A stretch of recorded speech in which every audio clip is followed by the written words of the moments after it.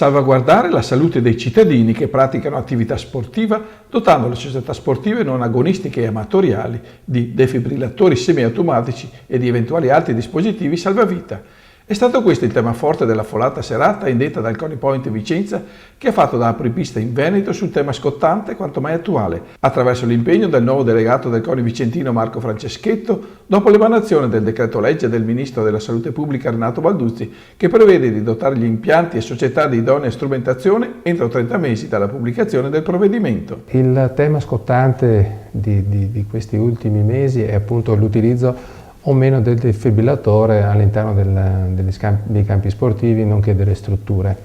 sportive sul territorio. Ora, questo tema che è così scottante ci ha portato a fare una riunione con il mondo sportivo del nostro territorio per cercare di far chiarezza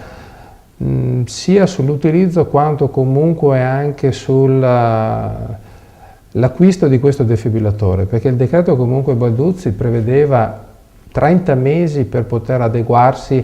alla nuova normativa. Ora c'è un rincorrersi di voci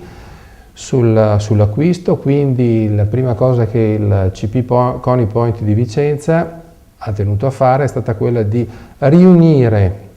intorno a un tavolo, quindi nella nostra sala riunioni appunto, degli esperti in materia per far sì che questo tema scottante venga comunque quantomeno sviscerato. Un'intensa ed affollata serata che ha visto la massiccia partecipazione dei responsabili allo sport dell'intera provincia vicentina e i responsabili di società che hanno così potuto conoscere le novità in materia, grazie alla presenza di esperti, alla presenza del presidente regionale del CONI Veneto Gianfranco Bardelle. Al tavolo dei relatori, dopo la presentazione di Marco Franceschetto, delegato provinciale del CONI, hanno preso la parola i relatori a partire dal dottor Lorenzo Spigolò, presidente della Fondazione Medici Sportivi del Veneto, al dottor Mario Cionfoli, presidente della Federazione Medici Sportivi di Vicenza e al dottor Giuseppe Andaloro, responsabile della Croce Rossa Italiana. Tema scottante dell'incontro è stato soprattutto l'utilizzo del defibrillatore all'interno degli impianti sportivi, oltre alla disciplina dell'attività sportiva e le linee guida indicate dal provvedimento del Ministro. Altro tema molto interessante sono le visite medico-sportive di idoneità agonistiche e non, perché anche qui si sono rincorsi i decreti, anche qui c'è molto fumo che sta annebbiando tutta la pratica sportiva, soprattutto la pratica sportiva nel mondo giovanile. Quindi abbiamo tenuto di essere gli apripista probabilmente nel Veneto e riunire questo folto pubblico, perché in sala adesso ci sono circa 90 persone tra rappresentanti dei comuni, quali assessori allo sport, rappresentanti e presidenti di federazioni, nonché esponenti delle primarie società sportive sul territorio. La volontà naturalmente del CONI, in particolar modo del comitato del CP CONI Point, perché ora la terminologia esatta è questa, che io rappresento, è proprio quella di cercare di dare il massimo rilievo, la massima rilevanza alle problematiche scottanti che attualmente affliggono il nostro mondo sportivo. I tempi del decreto Balduzzi prevedeva comunque dell'adeguamento alla norma entro i 30 mesi. Teniamo conto che il defibrillatore è un mezzo molto importante, un mezzo che sicuramente salverà delle vite nell'ambito sportivo, però è un mezzo che bisogna anche utilizzare e sapere utilizzare soprattutto.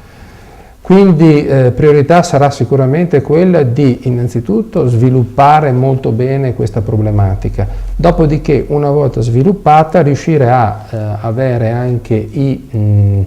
sistemi adeguati per poter proprio utilizzare materialmente sul campo e individuare le persone che dovranno utilizzare questo mezzo, che sicuramente salverà molte vite, ma dovrà essere utilizzato anche e soprattutto correttamente. Ma il delegato del CONI Vicenza, Marco Franceschetto, ha anche parlato delle novità in ambito territoriale sul versante delle problematiche della fiscalità e dei futuri progetti per quanto riguarda il sociale, con alcune lodevoli iniziative. Nell'ambito territoriale il CP CONI Point di Vicenza ha appena inaugurato lo sportello d'ascolto. È uno sportello di ascolto dove dei professionisti collaboreranno con il nostro ufficio in materia amministrativa, fiscale e giuridica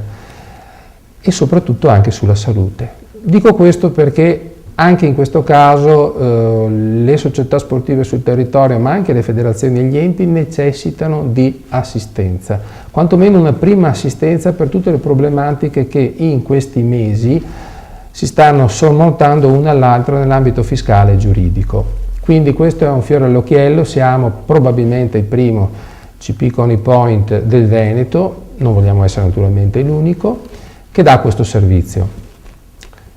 Altra cosa che volevo sottolineare è naturalmente la grande collaborazione, la grande rete fattiva che noi stiamo allacciando e riallacciando con tutto il territorio provinciale, quindi con i vari comuni e i vari assessori, ai quali abbiamo chiesto espressamente di essere coinvolti nelle loro manifestazioni o comunque nella loro progettualità, come a sua volta noi vorremmo che loro fossero coinvolti nella nostra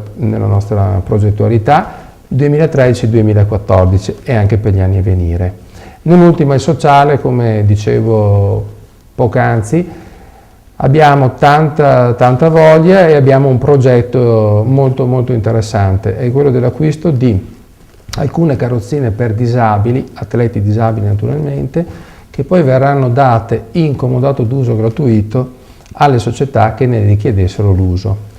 Naturalmente questo ci viene permesso solamente dalla collaborazione che abbiamo con le aziende e gli imprenditori del nostro territorio che stanno rispondendo molto positivamente a questa iniziativa. Ultima, la collaborazione con il Comitato Regionale Veneto, presieduto dal nostro presidente che è Gianfranco Bardelle, con il quale appunto stiamo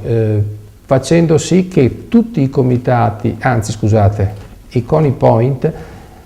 abbiano una sinergia tra di loro e facciano rete, facciano squadra. Questo ci teniamo molto perché tutto lo sport veneto, così facendo, ne guadagnerà sicuramente.